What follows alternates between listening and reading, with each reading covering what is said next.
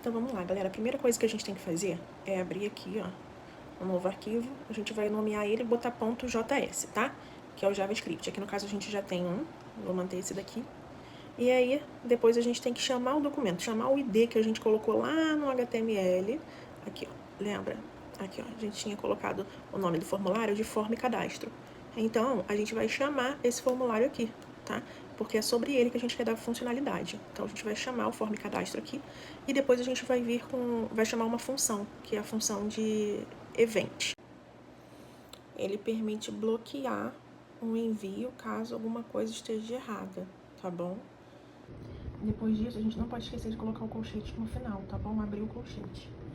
Toda vez que a gente abre um colchete ou um parênteses, a gente tem que se lembrar depois de fechar ele, tá? Senão ele fica com esse erro aqui, tá vendo? Porque ele só tá aberto, mas ainda não foi fechado, porque a gente vai fechar ele lá no final.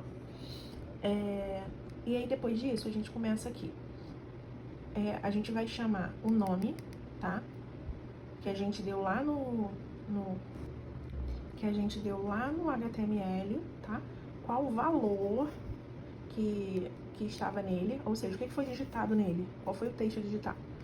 E esse trim aqui, essa função aqui, é para, na verdade, a gente tirar os espaços, para não ficar cheio de espaço. Porque, por exemplo, a pessoa poderia ter digitado um valor, ter colocado um monte de espaço antes do nome. Então, aqui é para poder tirar esses espaços. Lembrando aqui que toda vez que a gente finalizar, a gente tem que colocar ponto e vírgula, tá? E aí, depois disso, a gente vai fazer a mesma coisa no nascimento. A gente vai pegar o que foi digitado, o valor que foi digitado no nosso campo lá, nascimento, tá bom? E agora, para poder finalizar,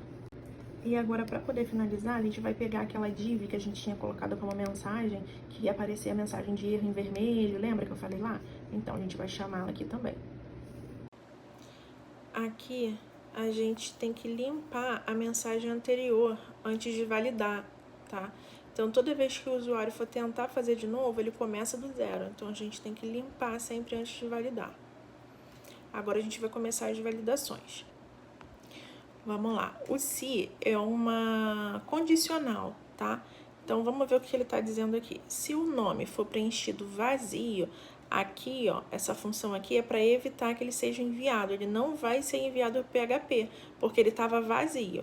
Então, se ele o nome tiver vazio, não vai ser enviado e vai gerar uma mensagem de texto, preencha o nome, tá? Então, ele vai avisar que tem alguma coisa errada e você precisa corrigir. Então, aqui no caso, o nome foi, quando ele é tentado, né, enviar vazio, vai aparecer a mensagem de erro e vai parar ali. Você não vai conseguir mais prosseguir, você não vai conseguir mais fazer mais nada ali no site, tá? Então, você precisa corrigir. Não pode tentar enviar o nome vazio, porque ele não vai ser enviado. A mesma coisa que no nascimento, tá? Se o nascimento tiver vazio, ele não vai conseguir enviar nenhuma informação para o PHP e ele vai aparecer a mensagem: selecione a data de nascimento, tá ok? E se isso acontecer, se tiver vazio, ele vai novamente parar e não vai funcionar mais, você não vai conseguir prosseguir, tá? Vamos observar aqui, como eu falei, que cada colchetes ou parênteses, eles têm que ser fechados. Então, aqui foi aberto, aqui foi fechado. Lembra que lá em cima a gente falou que tinha aberto aqui? A gente fechou aqui. E automaticamente aquele umzinho que estava aqui mostrando que tinha algum erro já saiu, ó, já não tem mais.